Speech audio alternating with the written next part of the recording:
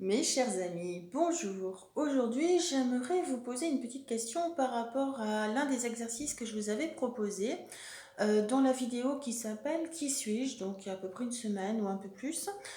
Vous aviez donc fait un petit bilan sur différents aspects de votre vie, que ce soit la vie perso, la vie pro, la vie familiale, la vie relationnelle, la santé, les finances, etc. Voilà, je vous avais proposé de détailler tout ça et de faire un petit schéma, soit à la main, soit sur un graphique Excel, peu importe, qui représente un petit peu où est-ce que vous en êtes sur chaque niveau. Aujourd'hui, je vous propose alors si vous ne l'avez pas fait, je vous invite à reprendre la vidéo pour avoir toutes les consignes. Et si vous l'avez fait, je vous invite à reprendre votre cahier de confinement dans lequel vous avez fait cet exercice et de prendre un peu de recul par rapport à tout ce que vous avez écrit. Alors, ce que je vous propose, c'est de regarder donc ce que vous avez fait, ce que vous avez écrit, de regarder le schéma que vous avez réalisé, soit à la main, soit sur Excel, peu importe, et de vous imaginer un petit peu en spectateur. Voilà, vous vous détachez, vous vous dites que c'est pas vous qui l'avez fait, mais quelqu'un d'autre.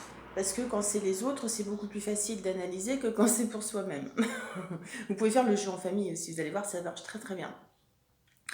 Et ensuite, ça va être vraiment de vous positionner en spectateur devant ces résultats, donc comme s'il s'agissait de quelqu'un d'autre, et de vous poser la question, qu'est-ce que vous pourriez dire à la personne qui a ce résultat et qui va lui permettre d'augmenter sa notation de façon à optimiser ce domaine qui est peut-être un petit peu faible. Quel qu'il soit, hein. Ça peut être le perso, ça peut être le familial, ça peut être la santé, ça peut être les finances, peu importe. Peu importe le domaine dans lequel on intervient. Pour que vous puissiez un peu plus comprendre, voilà, je vais vous poser un exemple qui va vous éclairer sur là où je veux en venir. Dans cet exemple, on va dire que la personne, donc c'est vous, mais en prenant un œil extérieur, vous allez vous positionner en spectateur, la personne a mis 4 sur 10 au niveau de son couple. Donc ça, c'est un constat. À ce moment-là, quand elle a fait l'exercice, voilà, au niveau de son couple, pour elle, c'était 4 sur 10. Dans ce couple-là, les deux personnes travaillent. Généralement, ils travaillent vraiment beaucoup, se voient un petit peu le soir, un peu le week-end, pour peu qu'il y en ait, peu qu'ils aient aussi des activités à l'extérieur, ils se croisent parfois. Donc, ils sont plus vraiment habitués à vivre ensemble. Et là, avec le confinement, la donne est différente. Ils sont 24-24, 7 jours sur 7, ensemble. Donc à ce moment-là, qu'est-ce qui se passe? Il va y avoir souvent la guerre des égos qui peut aussi se montrer le bout de son nez. Il peut y avoir aussi les vraies personnalités qui ressortent, tout ce qui est apparence, tout ce qui est paraître, etc. Tous les masques vont tomber. Et là, on va se retrouver vraiment avec les vraies personnes face à elles-mêmes et face au conjoint. Vous me suivez? Donc voilà, ils vont se retrouver ensemble 24 heures sur 24. Alors après, il y a deux solutions en fonction de comment ils vont, eux, gérer la situation. La première solution, chacun va rester de son côté, va essayer de fuir l'autre en se trouvant des occupations plus ou moins intéressantes, plus ou moins aidantes dans son développement personnel, mais après chacun voit ce qu'il en ressort.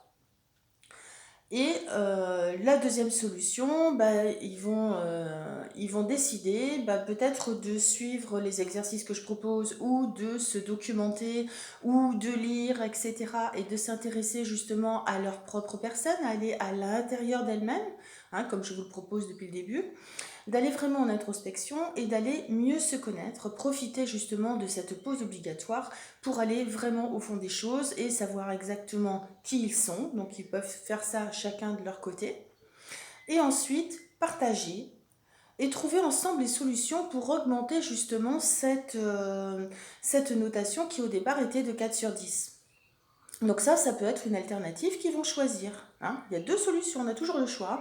Soit on se met chacun de son côté et puis on ignore l'autre, ou soit, mais ça peut durer qu'un temps, ou soit on essaye de profiter entre guillemets de cette période pour aller vraiment en introspection, aller au fond des choses, tout remettre à plat et pouvoir discuter des choses qui ne sont pas bien. Et là, après le confinement, qu'est-ce qui va se passer? Bah, dans le premier cas, bah, malheureusement, les personnes, comme elles se sont fuies tout au long du confinement, elles vont repartir dans leur vie normale comme avant et rebelote et continuer comme ça, peut-être des mois, des années, on ne sait pas où ça peut mener. Alors que dans le couple qui a remis les choses en place, qui a profité de faire du travail sur eux tout au long de cette période, même en impliquant les enfants, hein, on peut aussi, c'est moyen de discuter aussi avec les enfants, de les faire intervenir. Et il est possible qu'après le confinement, cette famille eh ben, soit beaucoup plus forte, beaucoup plus unie et vraiment beaucoup plus en adéquation avec elle-même et donc avec les autres membres de la famille. Voilà, c'est un petit peu le point que je vous propose aujourd'hui. Qu'est-ce que vous voulez? Est-ce que vous voulez la première solution? Est-ce que vous voulez la deuxième solution? À vous de voir, puisqu'on a toujours le choix, on a toujours le libre arbitre de ce qu'on veut faire de notre vie. Donc à vous de décider ici et maintenant qu'est-ce que vous voulez une fois que cette période-là sera terminée. Qu'est-ce que vous voulez dans votre vie personnelle? Parce que là, on parle plus de la vie personnelle, puisque forcément, au niveau du travail, même s'il y a des gens qui télétravaillent, c'est beaucoup plus calme. Justement, cette pause obligatoire est bénéfique pour ça. Voilà, c'était le message que je voulais vous passer aujourd'hui. Je vous souhaite une très belle journée, prenez soin de vous et à très vite.